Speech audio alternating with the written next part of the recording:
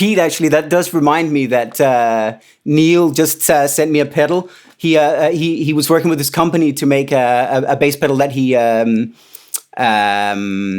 at NAMM, and in typical Neil style, he decided to buy the company, and now owns the company, and is putting out this pedal, and will also put out other pedals. But cool. Actually, that would be a fun pedal to try out. It's kind of like an envelope filter type vibe, so not your average kind of pedal. But I'd love to lend it to you if you want to give it a run. I'd love to try it. Yeah, I love good envelope followers. It's funny, my buddy Kurt Biscara, who everybody knows is a great drummer.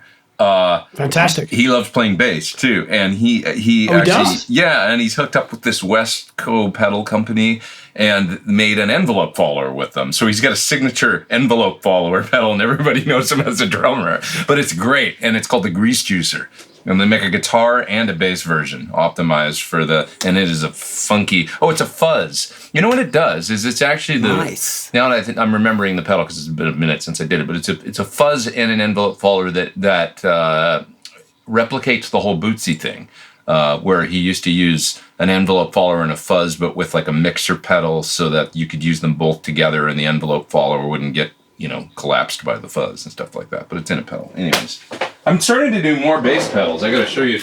I got this thing from Atomic recently, which is this company that makes cool modeling stuff, and this is it's called the Bass Box, and I'm excited to try it because I think it's kind of got a DI mixed with ampy distortion thing going on, that kind of thing in a pedal, and they do nice stuff. So Awesome. I'm not a great bass player. I consider myself a hobbyist bass player, but sometimes I invite bass player friends over to make bass videos and stuff. It's fun, or I'll do it myself. But yeah, secretly I just want to be a bass player. I just want to because you make the same money as all the other guys touring in the band, and and you have a P bass and an SVT and a cable, maybe a tuner. That's it.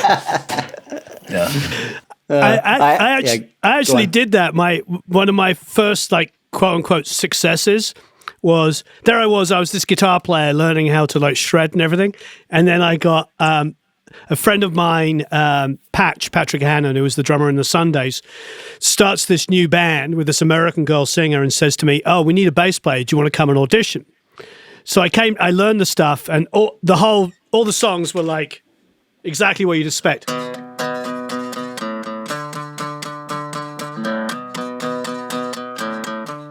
And that was me, spending all my time at home going, blah, blah, blah, blah, and I auditioned, and I got the gig, and then we did a song, and then it charted, and I'm like, wait there, I'm a bass player now, playing root notes, and I remember exactly the same thing.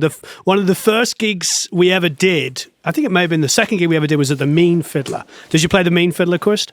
I believe I have, but like a long time ago. Yeah, it's in London, in Harleston in London, for those that don't know the venue. It's really famous old venue. So we play the Mean Fiddler, and I was dating this American girl, actually, before I moved to America. This is 20 plus years ago. And I'm playing bass, and we have a guitar player, and Patch is playing drums, and a girl singer also plays guitar. And after the show, because it was great, it was liberating. I'm playing bass, so I'm jumping all over the place. I don't have any pedals to worry about, and I'm just woo, and I'm playing root notes, and I'm just digging it. And the poor old guitar player is 50 pedals, playing slide, picking, chordal work, working overtime. So he's standing there, staring down the whole time, trying to play all these parts and get all these pedals. So after the show, the girl I was dating at the time comes up to me and goes, "Oh, I really enjoyed that. You look so great on stage. It's really, really good." The other guitar player just stands there looking bored. You should just get rid of him. Because in her mind, everybody was just playing guitar. You don't need this guy. I'm like, no, I'm just playing bass. He's doing all the clever stuff. And she's like, yeah, but it doesn't look very good. You should just get rid of him. There you go. There you go. And you're like, and then the money gets doled out at the end of the gig and you get paid the same. Exactly. Wait a minute. Glenn Fricker, listen to this when he's going on about bass players. You got it wrong. It's the best gig. That is funny.